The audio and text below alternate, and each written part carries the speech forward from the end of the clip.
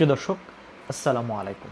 বাংলাদেশে যত নেতারাই ক্ষমতায় বসাচ্ছে, ক্ষমতার চেয়ারে যারাই বসাচ্ছে, যাদেরকে নিয়ে মানুষ স্বপ্ন দেখেছে, তারা প্রত্যেকেই বাংলাদেশের জনগণকে হতাশ করেছে। সর্বশেষ বাংলাদেশের জনগণ এই ইন্টারিম যে সরকার, বর্তমান যে অন্তর্বর্তীকালীন সরকারের প্রধান ডক্টর মোহাম্মদ ইউনূসকে নিয়েও খুব একটা বড় ধরনের স্বপ্ন দেখেছিল যে সে বড় ধরনের কোনো একটা পরিবর্তন সে নিয়ে আসবে। কিন্তু সেও ইতিমধ্যে মোটামুটি বাংলাদেশের জনগণকে হতাশ করেছে। তেমন কোনো দৃশ্যমান কোনো পরিবর্তন এখন পর্যন্ত দেখা যায়নি। সংস্কারের কথা বলা হচ্ছে, সেই সংস্কার কিন্তু এখন পর্যন্ত তেমন কোনো দৃশ্যমান কোনো কিছু নাই। এখন এটা বলা হচ্ছে যে তাকে বিভিন্ন সংগঠন, বিভিন্ন দল, বিভিন্ন মহল তাকে বাধাগ্রস্ত করছে। তার এই যে প্ল্যান পরিকল্পনা তিনি যেটা বাস্তবায়ন করতে চাচ্ছেন, তিনি যেগুলো এক্সিকিউট করতে চাচ্ছেন, সেগুলোতে বাধা প্রদান করছে নানা মহল। নাম আসে সেখানে বিএনপির নাম আসে, জামাত ইসলামের নাম আসে, যে তারা নিজেদের মতো করে কাজ করতে চাচ্ছে এবং সেটা ডক্টর ইউনূসের যে প্ল্যান সেটাকে বাধাগ্রস্ত করছে।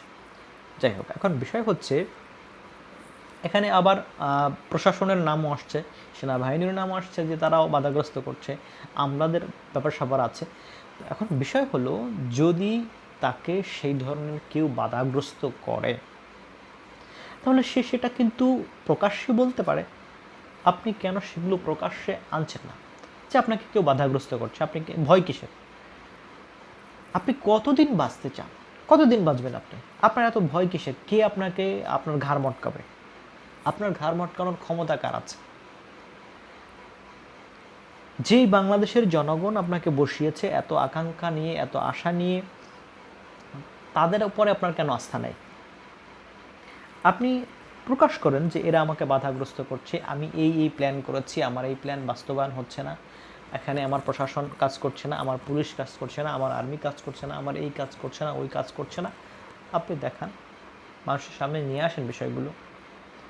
মানুষ দেখুক, বোঝার চেষ্টা করুক, মানুষ বুঝুক। মানুষ এমন না যে তারা বোঝে না, তারা সে জিনিসগুলো বুঝতে পারবে। কিন্তু আপনি যদি ঢেকে রাখেন এই বিষয়গুলোকে, যে না,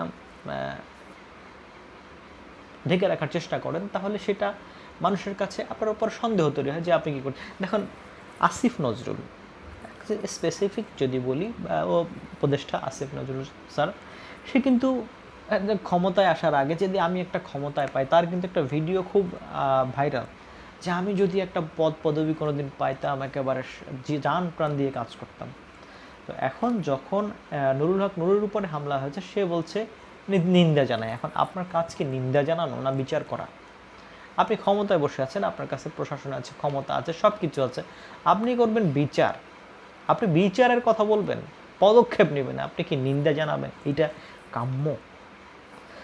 তো যাই হোক, এইরকম যাদেরকে নিয়ে, এই আসিফ নজরুল স্যার, এদেরকে নিয়ে, প্রধান উপদেষ্টা ডক্টর ইউনূসকে নিয়ে, তাদের সবাইকে নিয়েই আমাদের বড় স্বপ্ন ছিল যে সে বড় পরিবর্তন তারা নিয়ে আসবে, তাদের দ্বারা ভালো একটা চেঞ্জ আসবে, তারা নতুন কিছু দেখাবে। কিন্তু কারো মাধ্যমেই সেটা এখন পর্যন্ত বাংলাদেশের মানুষ তেমনভাবে দেখতে পায়নি। ক্ষমতার চেয়ারটা এমন একটা লোভনীয় চেয়ার, যেখানে বসলে সবার ক্যারেক্টার চেঞ্জ হয়ে যায়। একটা জিনিস স্পষ্ট, যে বাংলাদেশের এই যে ক্ষমতার চেয়ার, এই ক্ষমতার চেয়ারে আসলেই অনেক মজা আছে। মজা আছে এই জন্য যে এখানে এত ধরনের পয়সাপাতি, অনেক কিছু ব্যাপার স্যাপার এখানে আছে, যে একবার যদি কেউ এখানে বসে, সে আর এই পথ ছাড়তে চায় না।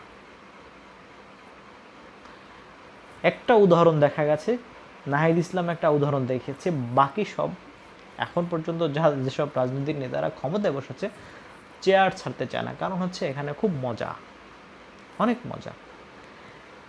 এমন একটা চেইন সিস্টেম বাংলাদেশে তৈরি হয়েছে, যে ওখানে বসলেই যেই বসুক তার উপরেই মনে করেন যে টাকার পাহাড় এসে ভর করে, অর্থাৎ সেই এই এমন মজা পেয়ে বসে যাচ্ছে, সে ওখান থেকে আর নড়তে চায় না। এই হচ্ছে বড় একটা সমস্যা এখানে। এই কারণেই মানুষের ক্যারেক্টার চেঞ্জ হয়ে যায়। আপনি যখন, সবাই তো আর নীতি নৈতিকতার উপরে থাকে না, একেবারে স্থির থাকে না। টাকার গন্ধ পাইলে অনেকেরই হুঁশ থাকে না। তো সেই রকমই হয় বাংলাদেশের নেতাদের ক্ষেত্রে, সেরকম হয়। পরবর্তীতে আবার দেশ ছেড়ে পালাতে হয়। ধন্যবাদ সবাইকে। আসসালামু আলাইকুম।